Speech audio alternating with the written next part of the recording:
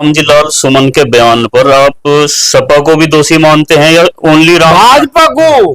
करनी सेना द्वारा रामजीलाल सुमन के घर पर चढ़ाई करना, इसे कैसे देखते हैं आप? वो तो वहां मिला नहीं। चढ़ाई का हमने कहीं कर दी पाकिस्तान में, उनने गाड़ी दी, चढ़ाई करी, और जो देगा उसके घर पर करा के चढ़ाई।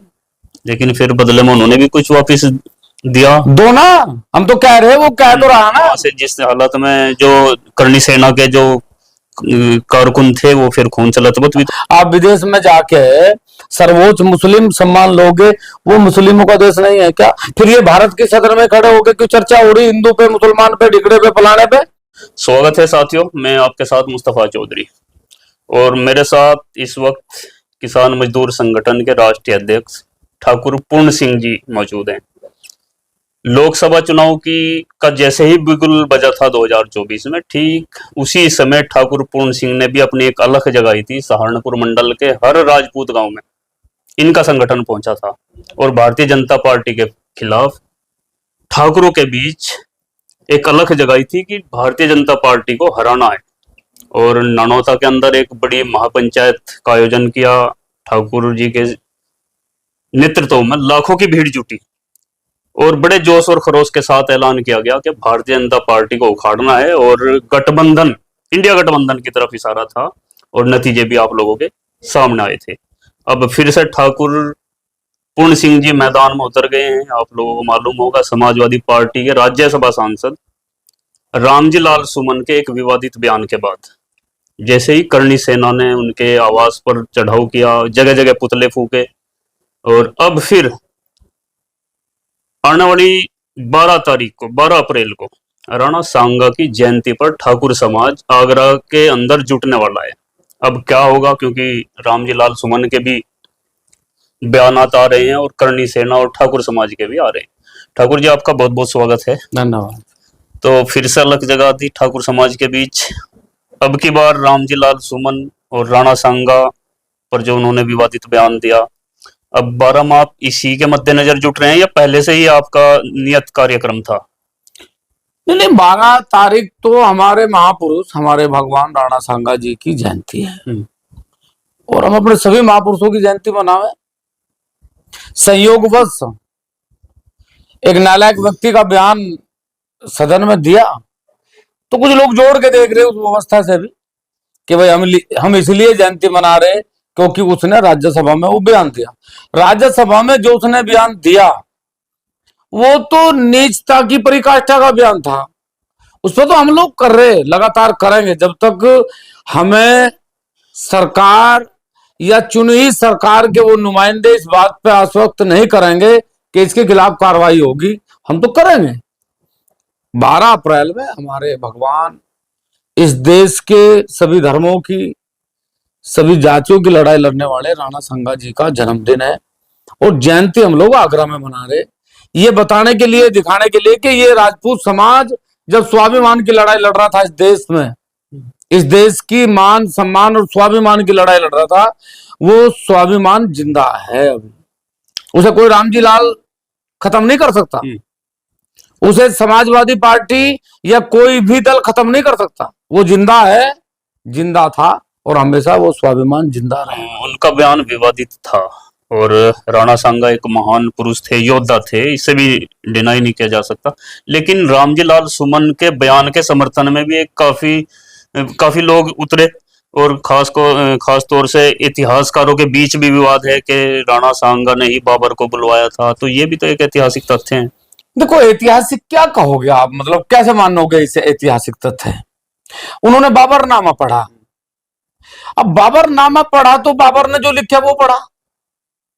इतिहास क्या है? कर्नल टोड ने इतिहास लिखा, पढ़ो भैया। अब जब बाबरनामा के समय बाबरनामा ही लिखा जाएगा तो बाबरनामा थोड़ी बताऊंगा कि भाई मैं गया था भारत। वो तो कहेगा किसी ना किसी को, और कहेगा भी ऐसे बलशाली, ऐसे योद्धा को जिससे हाँ लगे लोगों को कि भाई उसने बुलवाया। फिर बाबर का और राणा सांगा का फिर युद्ध क्यों हुआ?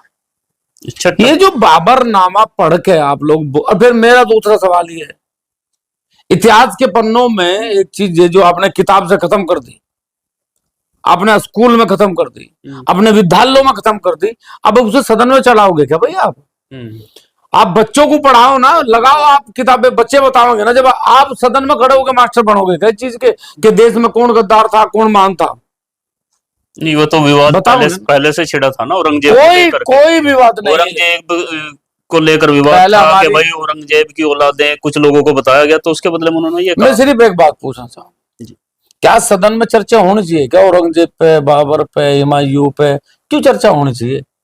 देश में चर्चा नहीं होनी चाहिए क्या बेरोजगारी पे, किसानी पे, सुरक्षा पे, महिला उत्थान पे, ये बच्चे बेरोजगार फिर रहे इस पे, नशे पे, इस पर चर्चा होनी चाहिए? नहीं, ये सारा ध्यान भटकाने के लिए हम ये सदन में चर्चाएं हुए, ये महान था, ये औरंगजेब की औलाद है, ये बाबर है, ये हुमायूं है, ये दिकड़ा है, ये क्यों है भाई?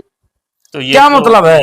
ये देश को भ्रमित करने का, ये देश को भ्रमित करने का जाल है, जिसे देश की जनता अभी नहीं समझ पा रही, लेकिन आने वाले समय में देश को समझना पड़ेगा, इस देश की नई पीढ़ी को समझना पड़ेगा कि सदन में इस प्रकार के बयान देने के बाद तुम्हारी नौकरी खत्म होगी, तुम्हारे धंधे खत्म होंगे, किसान को फसलों का वाजिब दाम नहीं मिलेगा, महिला सुरक्षा नहीं होगी, शिक्षा का स्तर गिरेगा, क्योंकि जब सदन में ये चर्चाएं नहीं होंगी तो सदन में फिर औरंगजेब, हुमायूं और ये बाबर, सांगा, ये सब चलाया जाएगा, ये सब सुनियोजित है और ये देश को भ्रमित करने का भी हाल है। कौन कर रहा है भ्रमित? कौन नहीं महंगाई, बेरोजगारी पर संसद से लेकर सड़कों तक बात करना नहीं चाहता? अकेले रामजी लाल सुमन तो नहीं होंगे, उनका तो एक विवादित बयान है। आप एक बात बताओ मुझे, लगभग 800 सांसद है देश में, राज्यसभा और लोकसभा 800 के करीब सांसद,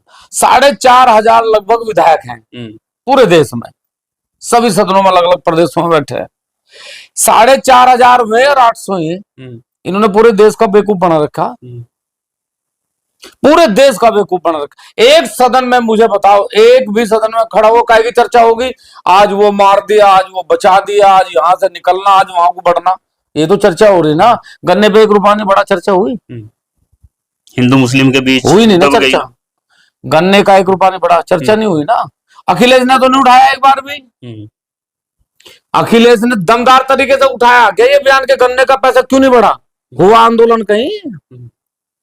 नहीं हुआ। तो क्यों नहीं हुआ? किसान यूनियन वाले हम तो करे ना आंदोलन, हम तो सरकार से लगातार आंदोलन कर रहे, 5-5 दिन लगातार धरना देकर बैठे, कभी कमिश्नर के, कभी डीएम के, कभी एसपी के, कभी डीसीओ के, सबके घेराव करे। लेकिन मैं कह रहा कि हम तो दूसरी पार्टी के लोग हैं ना, हम लोगों ने तो जनता की आवाज उठाने के लिए संगठन बनाया, लेकिन हमारे से पहले कौन है? जनप्रतिनिधि। किसे लोकसभा में किसे भेजा जा? जनप्रतिनिधि को। किसका नेतृत्व करेगा? किसान का, मजदूर का, व्यापारी का, देश का, किसका? और वहां क्या बात चल रही?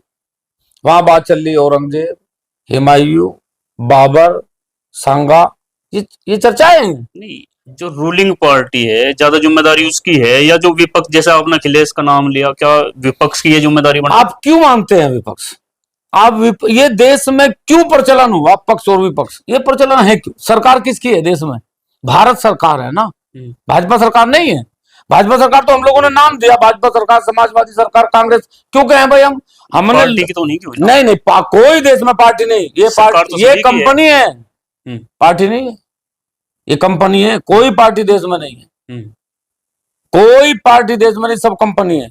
बात सुनो, ये सब कंपनी है। हम सरकार बनाते हैं, भारत सरकार, उत्तर प्रदेश सरकार। क्या मतलब भाजपा से? अब से पहले देश आजाद हुआ भाजपा थी नहीं? जब देश आजाद हुआ भाजपा नहीं थी ना। राजगुरु सुखदेव भगत सिंह ने थोड़ी कहा कि कांग्रेस की सरकार बनेगी, उन्होंने कहा भारत सरकार बनेगी, भारत सरकार। और क्या लिखे? भारत सरकार। अब भाजपा ने अपनी पार्टी बनाई तो भाजपा सरकार होगी, समाजवादी पार्टी बनी तो समाजवादी सरकार होगी, बसपा आई तो बसपा सरकार। क्यों भाई? हम लोग तो भारत सरकार बना हुआ है ना। और भारत सरकार से हमारा निवेदन है कि वो इन पार्टियों के जो एक प्राइवेट लिमिटेड कंपनी बना रखी है ना, ये इनके जो एजेंट हैं, ये यहाँ के जो वोट मांगे हैं और हम लोगों से इकट्ठा करके सारा राशन सदन में, क्यों भाई चर्चा हुई कभी सदन में? 6 लोग हैं, अखिलेश के परिवार के 6 सांसद हैं, कभी करेगी कि भाई कल धरना देगी सारी समाजवादी पार्टी, पूरे देश में धरना देगी, करने पे 1 रुपया नहीं बढ़ा? हुआ चर्चा कभी?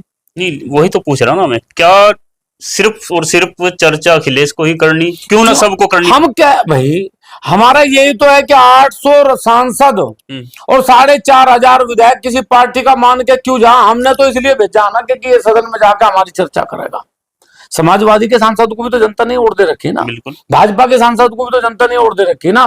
तो ये भाजपा का और समाजवादी का और बसपा का जो मिला जुला सबका आंख मिचोली है ना, कबूतर बिल्ली का खेल है, ये सदन में चल रहा। अभी तनख्वाह बढ़ी सबकी, सबने में सब भाई ना विरोध, किसी ने विरोध नहीं करा। तनख्वाह बढ़ी, भत्ते बढ़े, कोई विरोध नहीं है।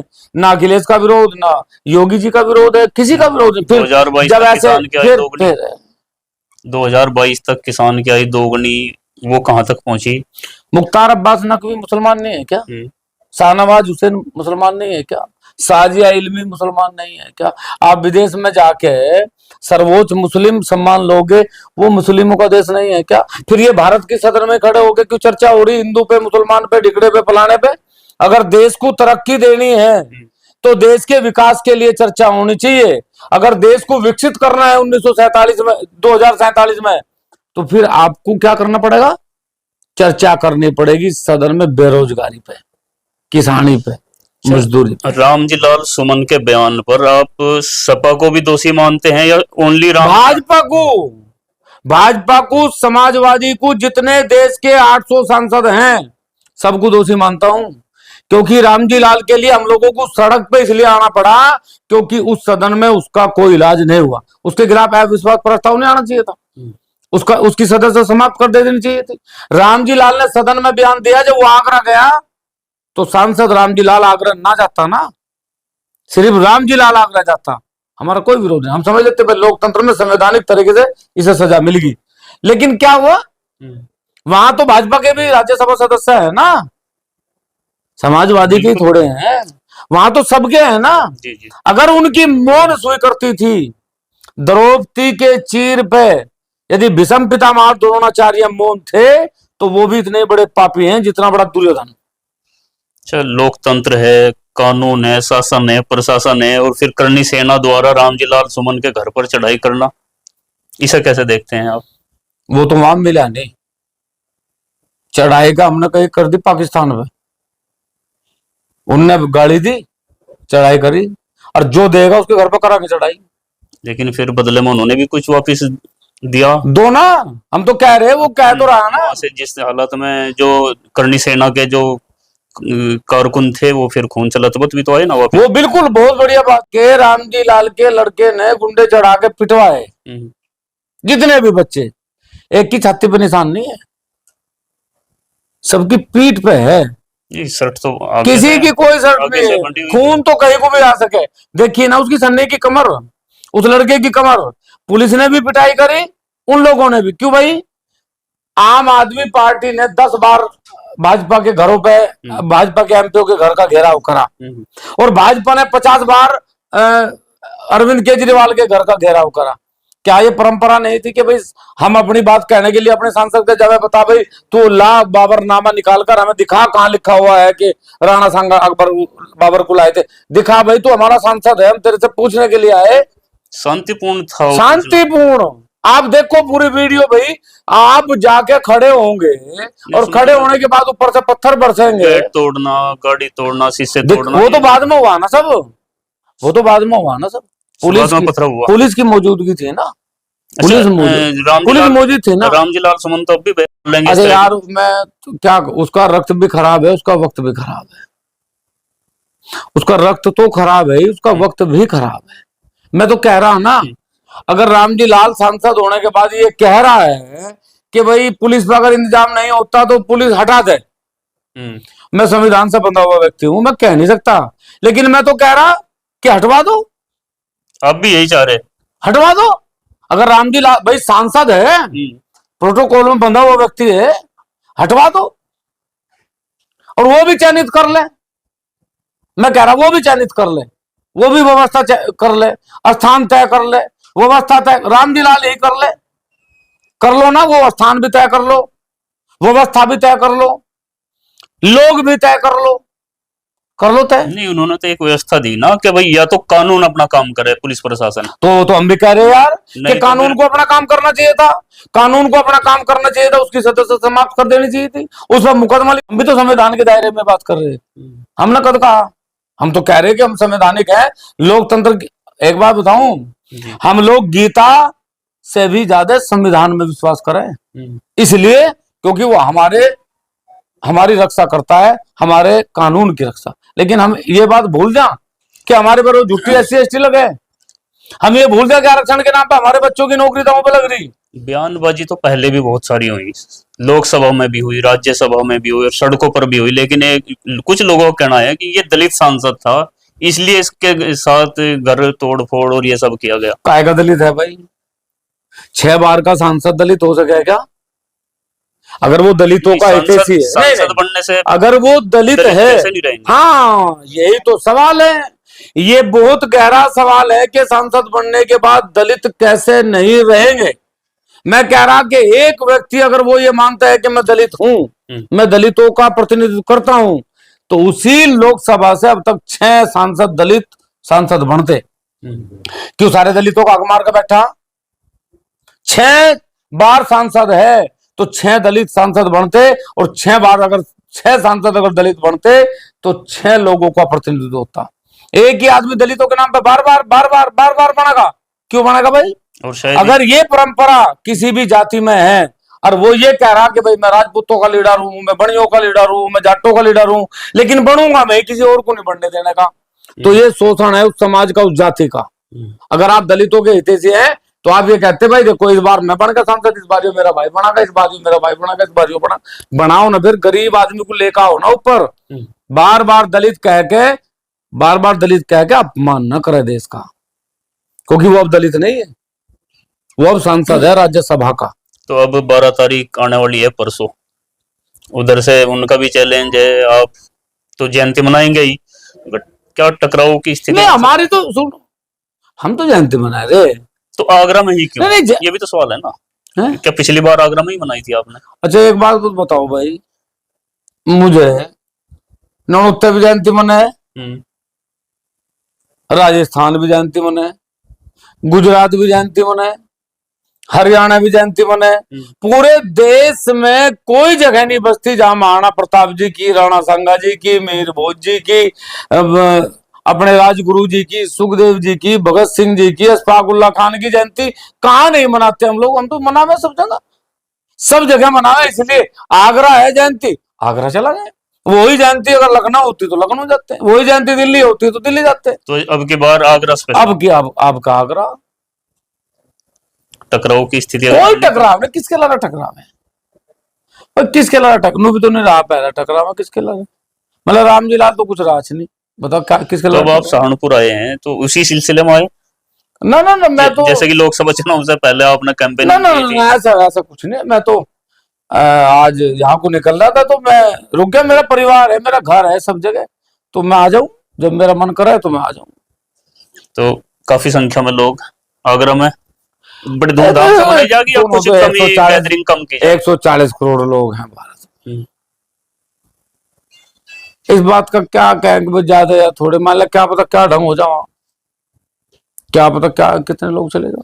वो तो आगरा है, जनपद है, आपने तो नौता में लाखों की भीड़ इकट्ठा कर दी थी। अब इस संख्या में अगर आगरा में जाएगी और मुद्दा विवादित पहले ही, आपने सवाल ठीक कर दिया नौते वाला जी।